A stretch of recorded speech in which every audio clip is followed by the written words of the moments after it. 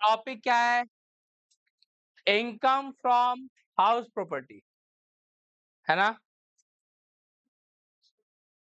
इसका टॉपिक क्या है? फिर से, income from house property. Chapter नाम से ही पता चल रहा है कहीं ना कहीं ये हाउस प्रॉपर्टी के इनकम के साथ डील कर रहा है। टोटल अगर सेक्शन देखा जाए तो सेक्शन 22 से लेकर सेक्शन 27 तक, है ना, इनकम टैक्स एक्ट सेक्शन 22 से लेकर सेक्शन 27 तक डिस्कस किया गया है किसके बारे में? इनकम फ्रॉम हाउस प्रॉपर्टी के बारे में। पहला टॉपिक क्या होता है? डेफिनेशन कुछ ऐसा है, annual value of house property is taxable in the hand of owner. ये एक डिफिनेशन है अंडर सेक्शन 22, सेक्शन 22 के अंदर। इस डिफिनेशन के अंदर में प्रीपोजिशन को छोड़ के बाकी सारा वर्ड जो है वो बहुत ज्यादा इंपॉर्टेंट है। पहला वर्ड क्या बोलता है? Annual value. What is annual value? Annual value मतलब ये समझो, income earning capacity of the house. Annual value मतलब income earning capacity of the house. Let suppose कि ये घर मेरा है ना? इस घर को हम किसी को भाड़ा पे नहीं दिया है और हम खुद रह रहे हैं। मेरे पास 4-5 घर है जिसमें से एक घर में हम रह रहे हैं, 4 घर को हम छोड़ दिए, ऐसे ही, है ना? इसमें किसी को रखते भी नहीं है और खुद भी रहते नहीं है। तो कहीं ना कहीं इस पे हमको इनकम कमाना चाहिए था और हम कमा नहीं रहे। तो अगर हम नहीं कमा रहे हैं तो इससे लॉस किसका हो रहा है? मेरा तो हो ही रहा है, साथ में गवर्नमेंट का हो रहा है कि गवर्नमेंट को टैक्स नहीं मिल रहा है। तो गवर्नमेंट बोलता है कि देखो भैया, तुम कमाओ चाहे मत कमाओ, इस घर का अगर कमाने का औकात है और ये कमा सकता है notional income, that is called notional income, तो उस पे गवर्नमेंट ऑफ इंडिया टैक्स लेगा। मतलब जितना इसका इनकम अर्निंग कैपेसिटी है, माने ये घर को अगर भाड़ा पे देते तो 5 लाख तक कमा सकते थे। हमने किसी को भाड़ा पे दिया नहीं, नहीं भाड़ा पे देने की वजह से हम कमा रहे हैं कि नहीं कमा रहे हैं? नहीं कमा रहे। लेकिन गवर्नमेंट ऑफ इंडिया 5 लाख पे टैक्स लेगा, 5 लाख पे टैक्स लेगा, चाहे हम कमाए चाहे ना कमाए।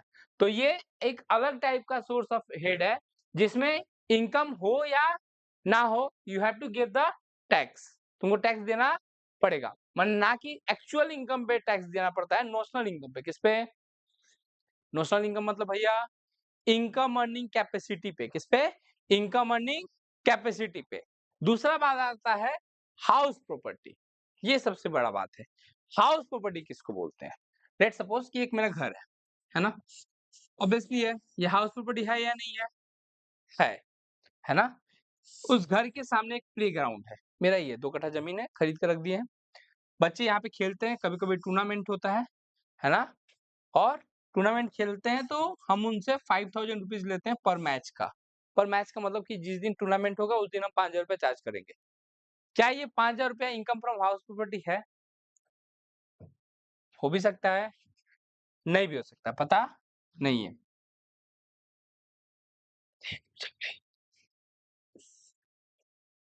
ये क्या है? ये 20 बिल्डिंग है। हौसला है तुम लोग। 1 2 3 4, 4 5 20। कितना बिल्डिंग है? 20 बिल्डिंग है। तो ये हाउस प्रॉपर्टी है? एक हाउस प्रॉपर्टी है कि 20 हाउस प्रॉपर्टी है? द आंसर इज कि हर एक फ्लैट अपने आप में एक हाउस प्रॉपर्टी है। हर एक फ्लैट अपने आप में क्या है? तो यहाँ पे एक बिल्डिंग के अंदर में अगर 20 फ्लैट है तो 20 हाउस प्रॉपर्टी माना जाएगा। क्या माना जाएगा? 20 हाउस प्रॉपर्टी। ये सब 20 हाउस प्रॉपर्टी को हम भाड़ा पे देकर रखे हैं, वहां से क्या रिसीव करते हैं? रेंट। तो ये इनकम फ्रॉम हाउस प्रॉपर्टी है या नहीं है? है। अब इसमें जो लोग रहते हैं वो बहुत अमीर है, कोई डॉक्टर है, कोई वकील है, कोई सीए है वगैरह फलाना ठिकाना। इन लोग का अपना गाड़ी वाड़ी है। मेरा 2 कट्ठा जमीन यहाँ पे, और गाड़ी यहाँ पे पार्क करने के लिए जगह दे दिए हैं। तो गाड़ी पार्क करने का हम 3000 रुपये महीना का लेते हैं, खाली पार्किंग का। ये इनकम फ्रॉम हाउस होल्ड है या नहीं है? हो भी सकता है, हमको खुद नहीं पता है। ये बोला कि हम इतना दूर जाके जमीन गाड़ी-उड़ी नहीं रखेंगे, बच्चा लोग आके ईंटा पत्थर मार के तोड़-ताड़ देता है। अरे ठीक है, सामने वाला ज़मीन ले लीजिए। सामने वाला ज़मीन दे दिए। हम बोले यहाँ पर गाड़ी रखने का 5000 रुपये महीना। कितना रुपया? ये इनकम फ्रॉम हाउस होल्ड है या नहीं है? हो भी सकता है, नहीं भी हो सकता है।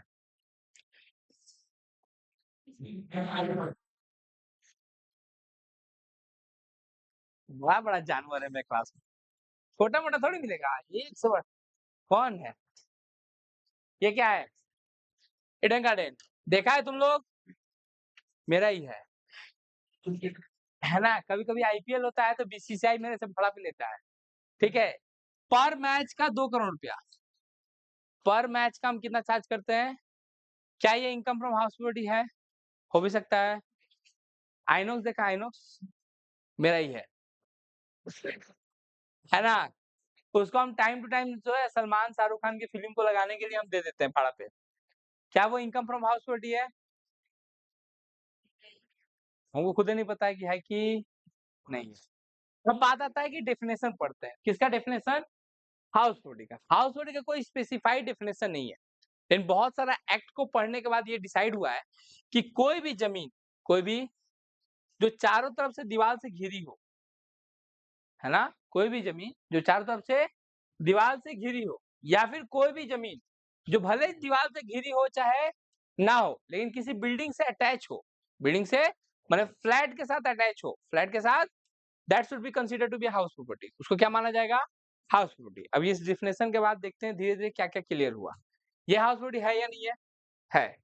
ये मेरा फील्ड था, है ना? लेकिन पाঁচিल से घिरा हुआ नहीं था, इसलिए ये इनकम फ्रॉम अदर सोर्सेस है। आईफोस है, अफ़सोस नहीं।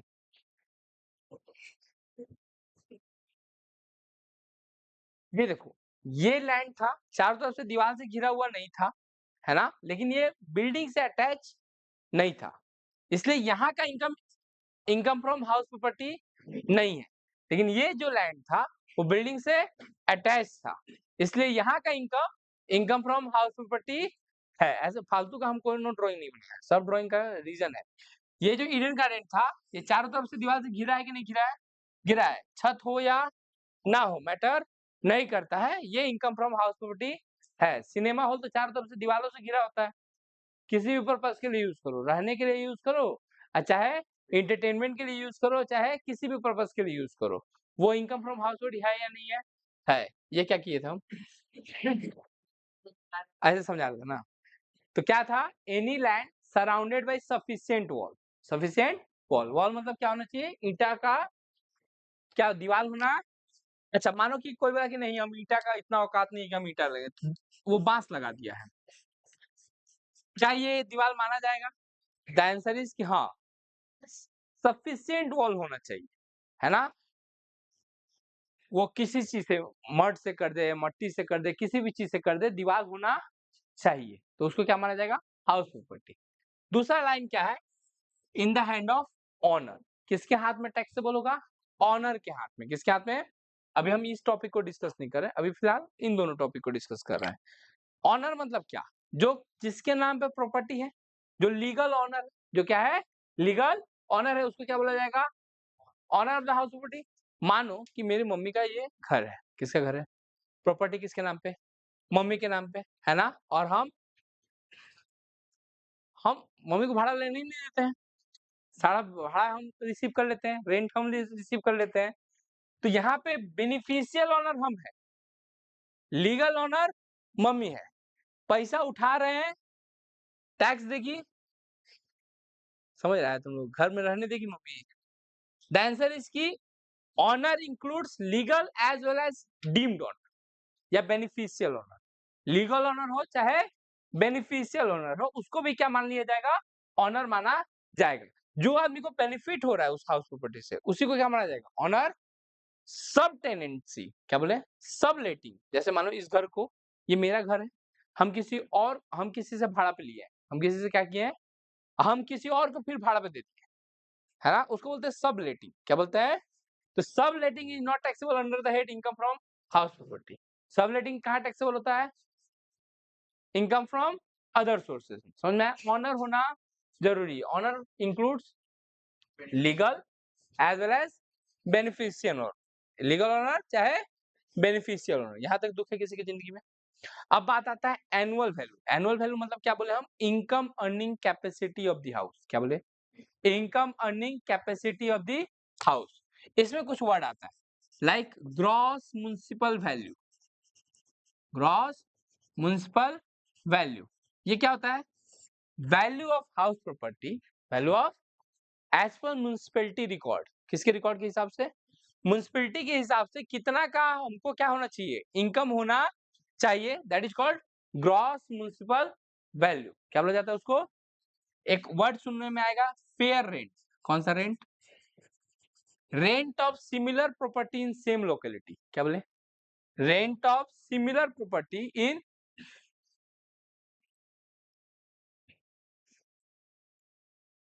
मतलब क्या हुआ? जैसे मानो कि मेरा यहाँ पे 2 BHK घर है। कहाँ पे? बांगूपाक एरिया में। और यहीं पे मेरे को रेंट मिल रहा है 10,000 और बगल वाला सेम टाइप का प्रॉपर्टी को भाड़ा पे दिया है 15,000। तो कहीं ना कहीं हमको कमाना चाहिए था 15,000 रुपए पर मंथ, है ना? हम कमा रहे हैं तो गवर्नमेंट ऑफ इंडिया टैक्स किस पे लेगी?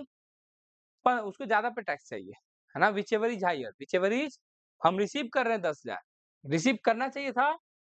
तो income earning capacity of the house है 15,000, जबकि तुम अर्न कर रहे हो सिर्फ, तो गवर्नमेंट ऑफ इंडिया टैक्स लेगी हायर पे, है ना? कोई दिक्कत यहाँ तक? मानो कि ग्रॉस म्युनिसिपल वैल्यू है 1,00,000 और फेयर रेंट है 1,20,000, तो गवर्नमेंट ऑफ इंडिया टैक्स लेगी किस पे?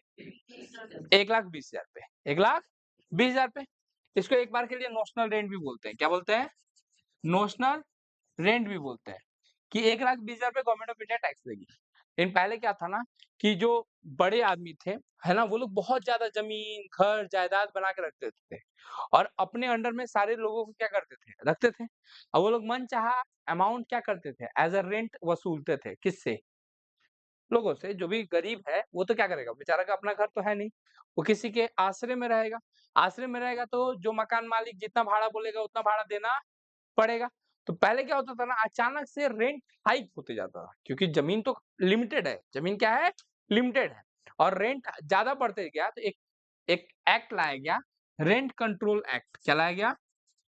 रेंट कंट्रोल एक्ट, जिससे कि रेंट को कंट्रोल किया जा सके। किसको कंट्रोल किया जा सके? रेंट बहुत ज्यादा नहीं बढ़ जाए। नहीं तो जिसके पास बहुत ज्यादा जमीन है ना, पूरा गांव में एक ही आदमी है जिसके पास सारा जमीन है और गांव में सबको रहना है, तो सब किससे भाड़ा लेगा? उसी आदमी से। अब वो मन चाहा अमाउंट क्या कर सकता है? चार्ज कर सकता है। तो उस पर पाबंद लगाने के लिए क्या लाया गया? Rent control act. तो कोई भी चीज, कोई भी अमाउंट कानूनी अमाउंट से ज्यादा नहीं हो सकता है। कानूनी अमाउंट से ज्यादा। अभी इन दोनों का क्या लिया? हायर की लोअर। फिर एक वर्ड आता है स्टैंडर्ड रेंट। क्या? कौन सा रेंट?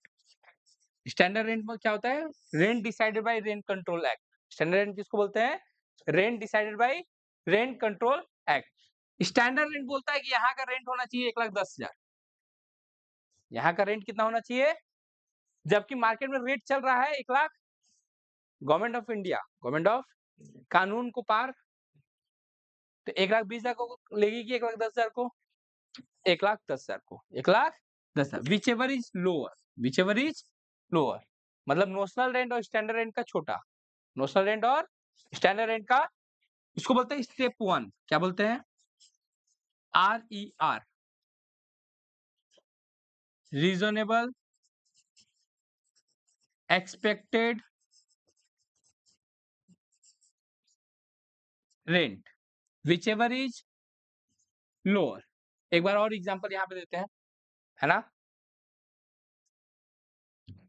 1,80,000, 1,80,000, कौन सा लेंगे? जो तुमको बड़ा लग रहा है वही ले लो। 1,80,000, ये है 2,00,000,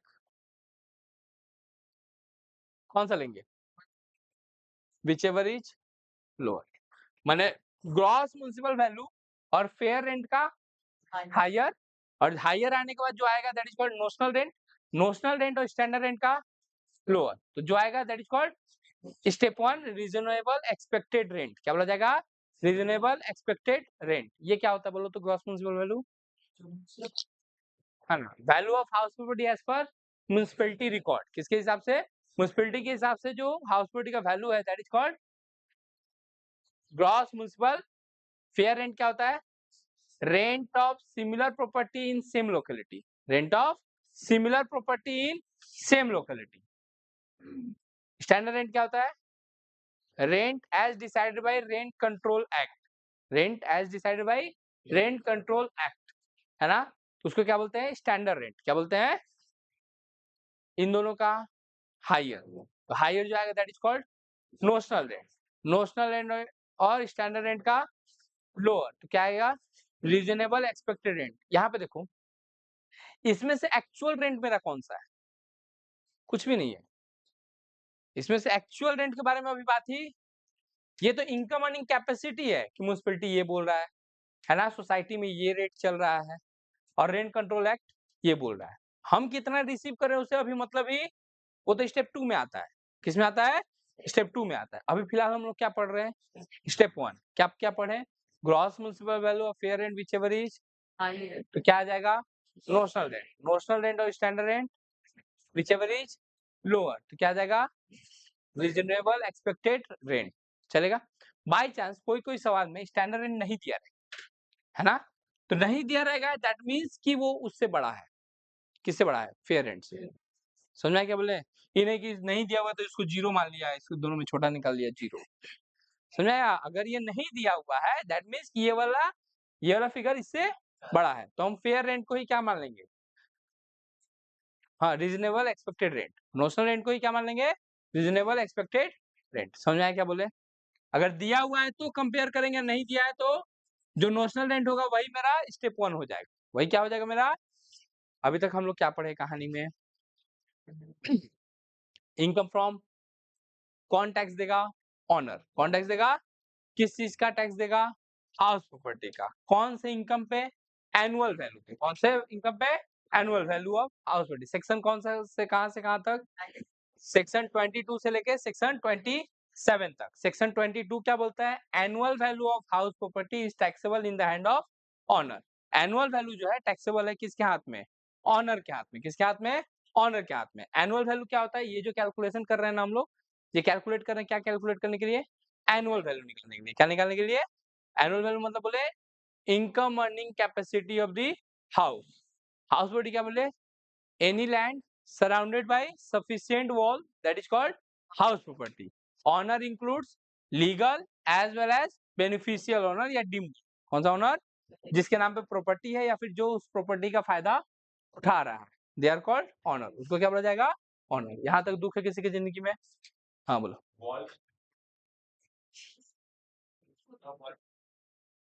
वॉल होना चाहिए बस। खाली मैदान है तो वैकेंट लैंड है, वैकेंट लैंड है तो आईफोर्स में टैक्स बोलूंगा। ठीक है, चलेगा? अच्छा, हाउस प्रॉपर्टी का मतलब क्या बताएं? Any land surrounded by sufficient wall, या फिर कोई भी लैंड जो कि हाउस प्रॉपर्टी से अटैच है। क्या है? हाउस प्रॉपर्टी से अटैच है, चाहे वो दीवार हो या ना हो। चलेगा? लिखो। हेडिंग दिया income from house property section 22 to section 27। लिखो। Annual value of house property, annual value of house property, annual value of house property is taxable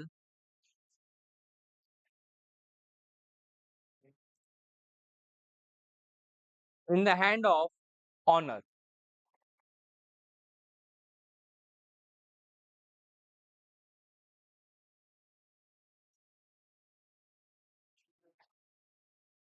हुआ? लिखो नीचे पैराग्राफ चेंज करके। एनुअल वैल्यू अंडरलाइन कर लो। It refers to income earning capacity of the house. It refers to income earning capacity of the house. It refers to income earning capacity of the house. It refers to income earning capacity of the house. चलेगा? Paragraph change करके लिखो house property.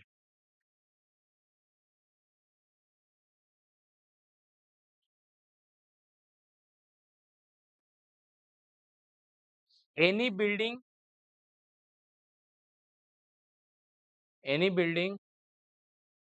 or land surrounded by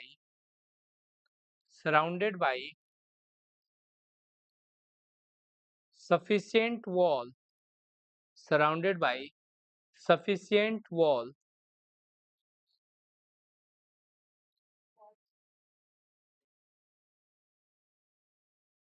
or any land appurtenant, APPURTENANT,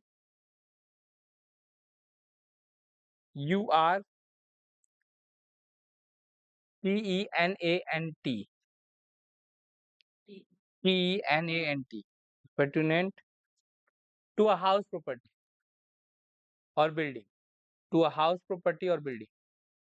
माने कोई भी जमीन जो कि attach है किससे, वो हाउस प्रॉपर्टी से या फिर बिल्डिंग से. चलेगा यहाँ तक? कुछ डॉट देके लिखते जाओ, नोट्स टाइप का, स्टार मार के या डॉट देके या एरो देके, जो करना है वो करो. अ लार्ज स्टेडियम, लिखो a large stadium is also considered as is also considered as house property,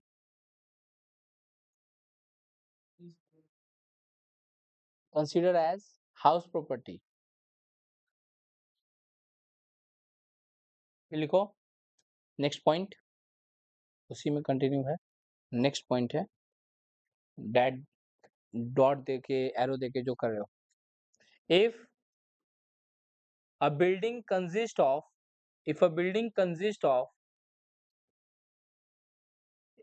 if a building consists of if a building consists of several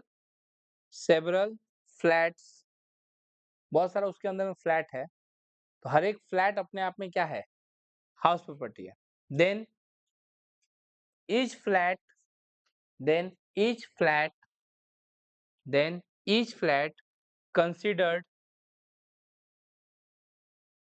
as separate house property, considered as separate house property. चलेगा? फिर next point, a vacant land is not a house property. A vacant land is not a house property. A vacant land is not a house property. Vacant land is not a house property. खाली जमीन house property नहीं है. फिर लिखो star मार के.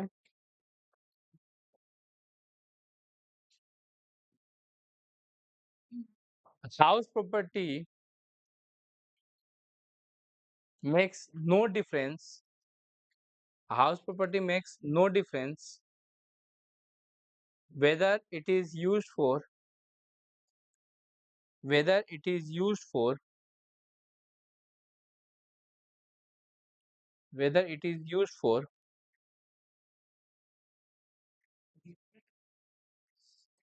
residential purpose or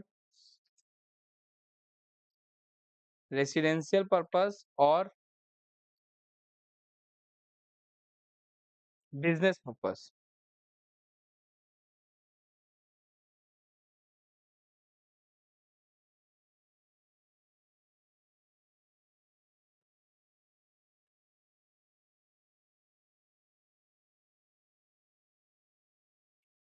लिखो। Next point देखे, हेडिंग देखे, honour.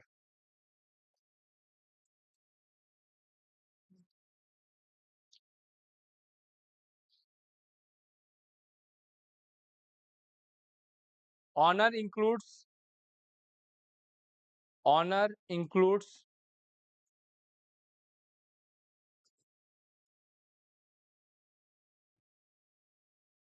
legal as well as legal as well as legal as well as beneficial honor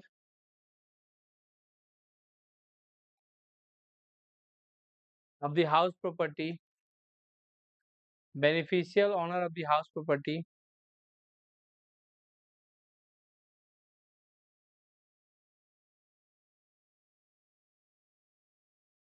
is chargeable under this head, is chargeable under this head,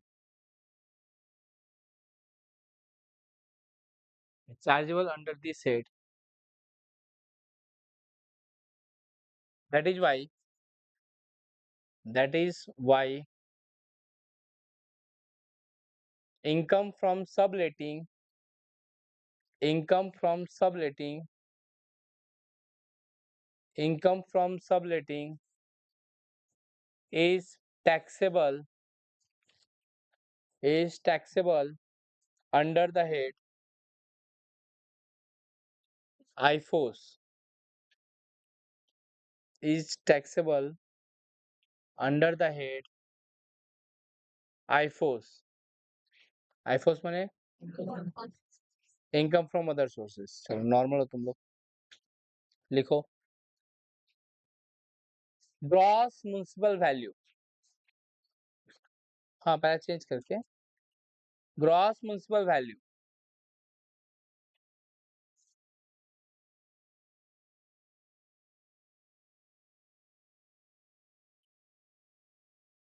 it means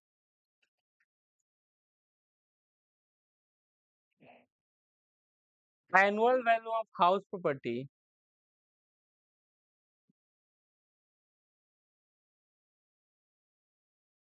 decided by house property decided by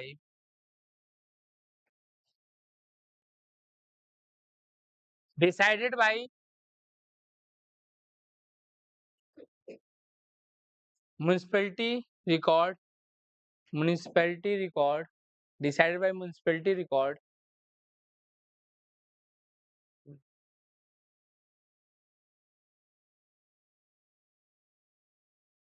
on which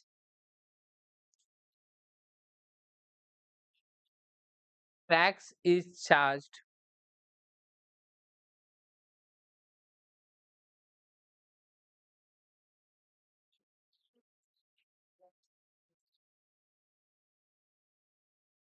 हो गया। फिर लिखो full stop के बाद सच valuation, हाँ उसी में continue, सच valuation में also be taken, such valuation may also be taken, may also be taken, may also be taken as evidence, as evidence for evidence for earning capacity, evidence for earning capacity of house property, house property।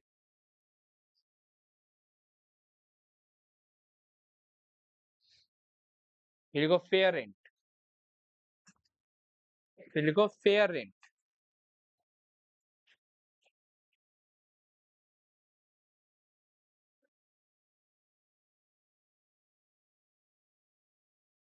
It means next point है हाँ, it means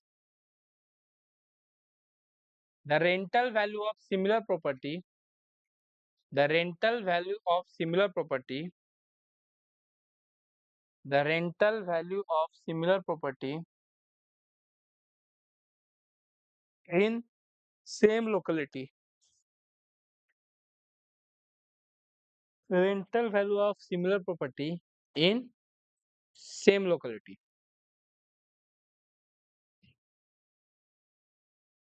देखो standard rent, standard rent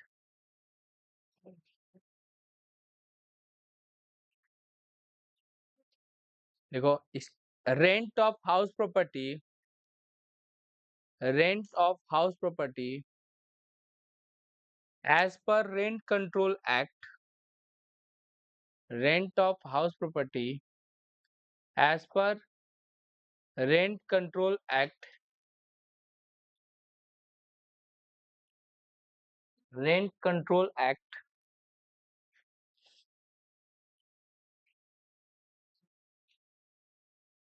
full stop. It is the maximum value of rent, maximum value of rent which a person can legally, it is a maximum value of rent which a person can legally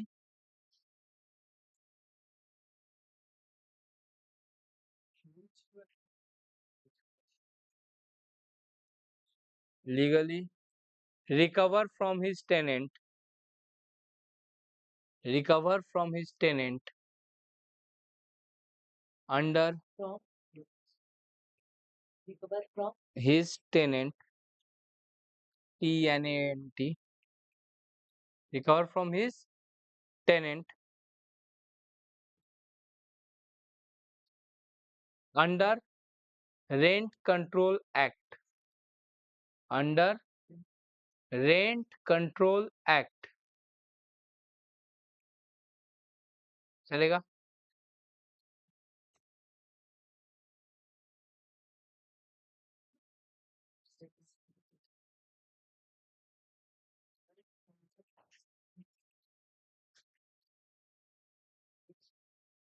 ये वाला जो example दिया है ना तुम लोग को, कौन सा वाला? डोडो कैलकुलेशन सीखा है ना तुम लोग? ये वाला एक बार कॉपी कर लो।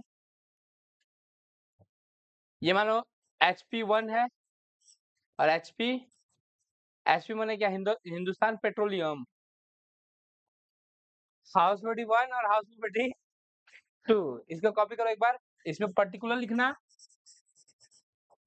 यही तो एक बार सीखा है तुम लोग क्लास 11-12 में।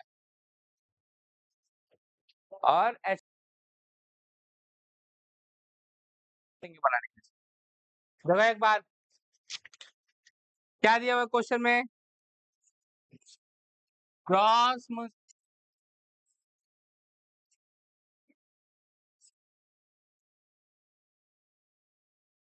म्युनिसिपल वैल्यू कितना है? क्वेश्चन लिखा ना, रुक जा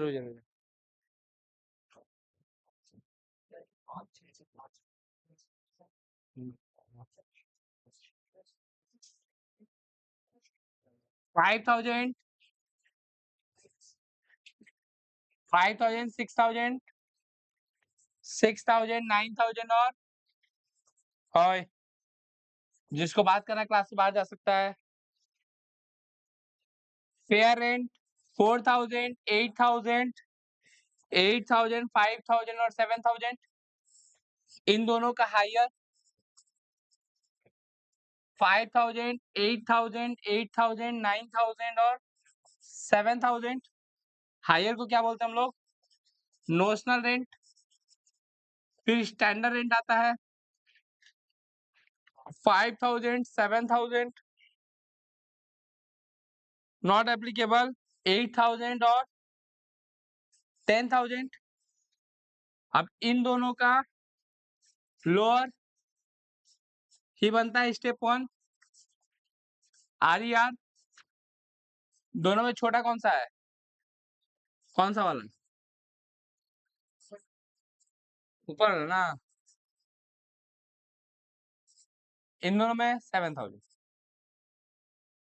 चलेगा। यह है step 1 RER। Reasonable expected rent. चलेगा यहाँ तक?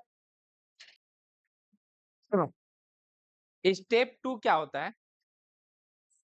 सुनना माँ, सुन ले, थोड़ा सा सुन ले। स्टेप 2 होता है actual rent receivable less unrealised rent.